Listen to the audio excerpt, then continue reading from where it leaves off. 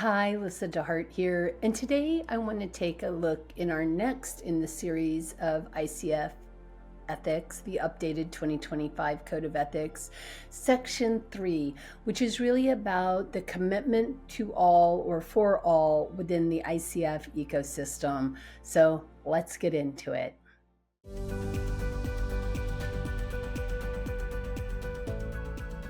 I would like to share with you a number that just blows my mind, which is right now, 37% of you have subscribed to this channel. And for that, I am grateful.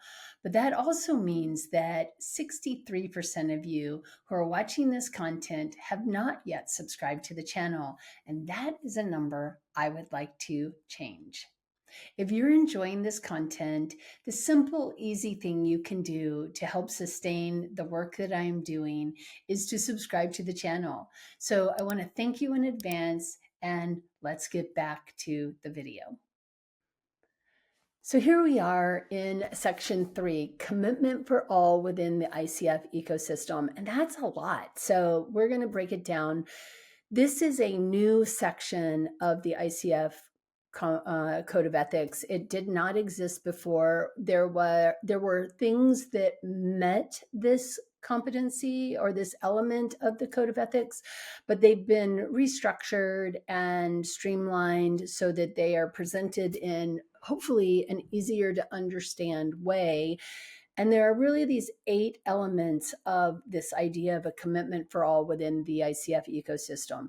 This section, section 3, is really about how we make ethical reasoning and decision making, as well as how we are expected ourselves to not only uphold, but also present to the world as a professional coach in our professional dealings, with be it with a client organization, be it with a client thinker, or be it with anybody who we come into contact with, that we are representing a profession of coaching and that we show up with this sort of ethical maturity, basically. So we'll get into ethical maturity in a minute, but there are 8 sections in this section. And the first is perform our work with integrity, thinking globally, and being courageous and aware of our impact. There is a commitment to excellence through lifelong learning. There is a part about really remaining alert to our biases, our cultural filters, and demonstrating respect for differences. Awareness of relationships and how they are impacted by multiple factors, cultivating your ethical growth and maturity through self-reflection and open conversations, respectfully communicating concerns. If you've become aware of something that feels like unethical conduct, that you have a way of communicating about it. Communicating with those who need to be informed by providing access to the ethics. Can be as easy as putting a link in your contract. And behaving ethically means going beyond what are written in these ethics in how you behave and show up with people. I'd like to break them down just a little bit further. I think, one of the things that's so interesting about the International Coaching Federation is that it is a global organization. And so as a result of that, being a ICF credentialed coach, being a professional coach, aligning with the ICF as a professional coach, you are going to be impacting and touching people from all over the world. You're going to be on Zoom calls with people from maybe 4 or 5 different countries, maybe more. You're going to be working with people, whether it is as they are the thinker to your coaching, or if it is an organization that is from outside of the country of origin that you find yourself, or if it is being in classes with other coaches, on calls with other coaches. If you go to something like my program for the ICF credentialing lab prep for the exams, there are people from all over the world that are on those calls. And so we are in rooms with people who are very different than we are all the time as coaches. And I think that this is really around our integrity and the accountability that we hold recognizing that we are in a global community, that it isn't just a state organization or a country organization or a province organization or even a continent organization. It is a global organization. And so the beauty of it is you have an opportunity to work with so many different people from so many different places. And the reality is you're going to work with so many people from so many different places with so many different backgrounds. And so we have to pay attention to things that we wouldn't take in any sort of way might be taken with misunderstanding by other people. So being responsible for our impact and taking the consequences and owning it when we accidentally, maybe in a very unintentional way, impact somebody else in a way that wasn't pleasant to them. There's the commitment to excellence through lifelong learning. I mean, coaching, one of the things that I just adore about coaching is it is a lifelong learning career. I think therapy was for me also. It lifelong learned me right into coaching. And this continues that same mindset, which is I may have X number of client hours. I have X number of coach specific training hours. I have X number of whatever. And there's still always more for me to be learning as a human being. And so that mindset of continual learning, I think, is crucially important as we think about ourselves within this profession and within this industry. Honestly, I think that as soon as we think we know it all, we really need to go back and start getting some more education. Knowing it all is a pretty big indicator that we are not in a growth mindset.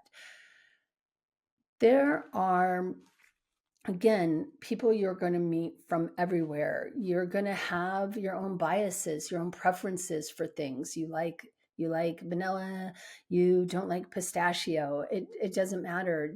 These are just preferences and biases. We have cultural filters.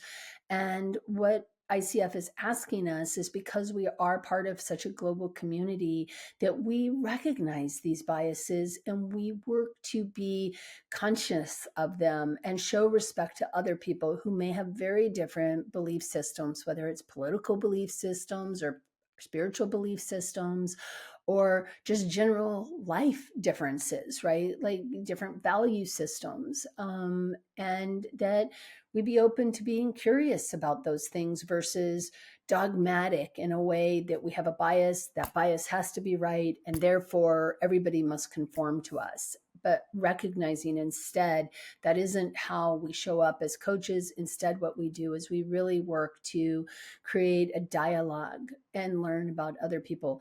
I mean, fundamentally, coaching is an inquiry-based profession. We're asking questions. We're curious on behalf of the thinker.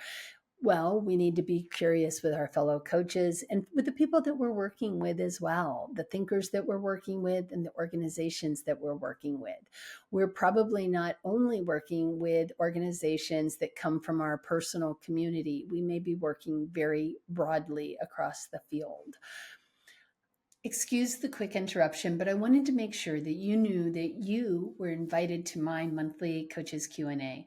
It happens every third Monday of the month, and we talk about all things coaching. We talk about coaching demos, we talk about competencies, we talk about what to do with resistant clients, we talk about all sorts of things. Plus, we have an added networking event at the end of it. So you are invited to join this community. I would love to see you there. And on that note, let's get back to our regularly scheduled programming. There's also this sense of awareness of relationships and how they are impacted by multiple factors. There's a saying, everyone is walking a hard road, so be kind. And I think that that's probably a fundamental truth. We can never walk fully in another person's shoes. We can recognize, though, that while I may be walking a difficult path in some ways, you are walking a difficult path in other ways, and that the things that are happening in your world and around you may be different than what's happening in my world and around me. And we need to be aware of the fact that each of us brings a unique experience with every interaction that we have. So if I'm meeting with you in this moment, we both have things that we're bringing into this conversation in this moment together, and that we stay present to that we recognize it implicitly and we stay present to it, and that we give each other grace, I think, more than anything. And we ask, what do you need right now? What does that mean for you? How can I be of service, versus assuming things and just working on our assumptions? I think there's also this idea of cultivating your ethical growth and maturity through self reflection and open conversations. I think this is very specifically about not just mentor coaching, but coaching supervision. And we'll talk more about this on the next slide, because I think this is a really crucially important part. But it is this sense of what are we doing to really be aware of how we are showing up, and what does ethical maturity even mean? And again, we'll get into that. Respectfully communicating concerns when we become aware of unethical conduct. And again, take one of the fundamental things that I find in ethics across the board, and this shows up for me in the ICF Code of Ethics as well, is a need for transparency.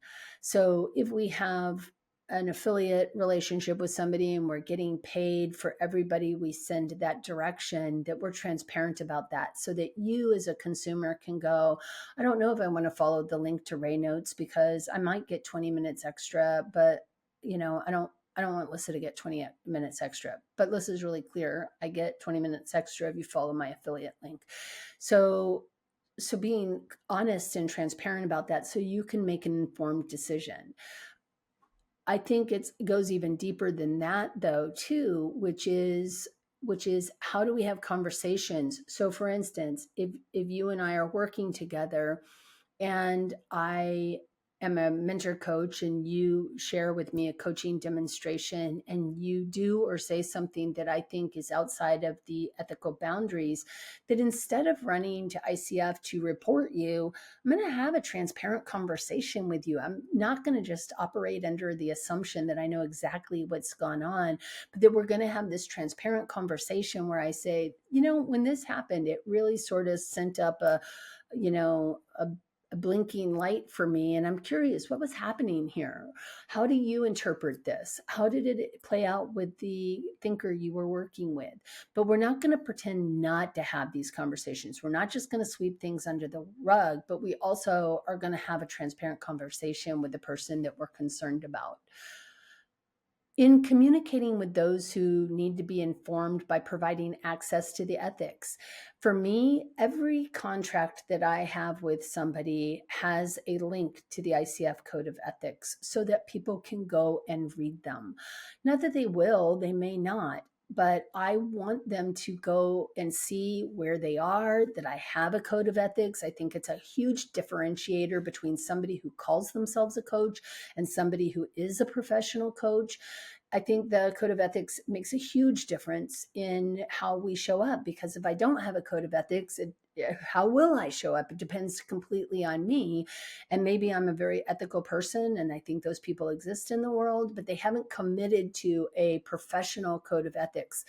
And if you think about all other professions, whether you're an HR professional, learning and development, education, I'm a social worker. Social workers have a code of ethics, lawyers, doctors, all kinds of people have a code of ethics that they follow, and it's part of their professionalism. And so I think this is important for coaches also, to have a code of ethics that demonstrates their professionalism. So sharing that with the consumers that are working with you, whether it is through mentor coaching, through coaching individually, or through coaching with organizations, that is just made very abundantly clear.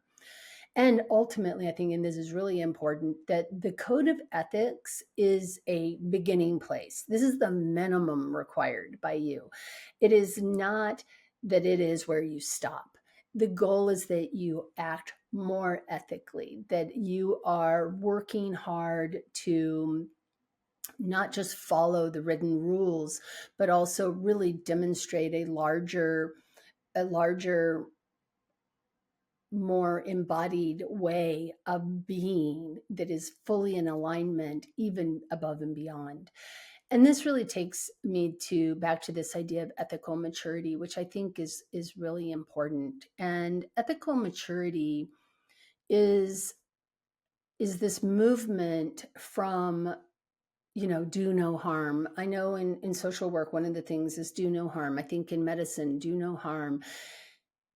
And that really is saying that you're doing the minimum to prevent an ethical violation of some sort. And what ICF is asking of us is a couple of things. And I think ethical maturity is really tied to also to emotional maturity a little bit, but it is that we are not doing no harm, but rather we are intentionally working to be better, to do good.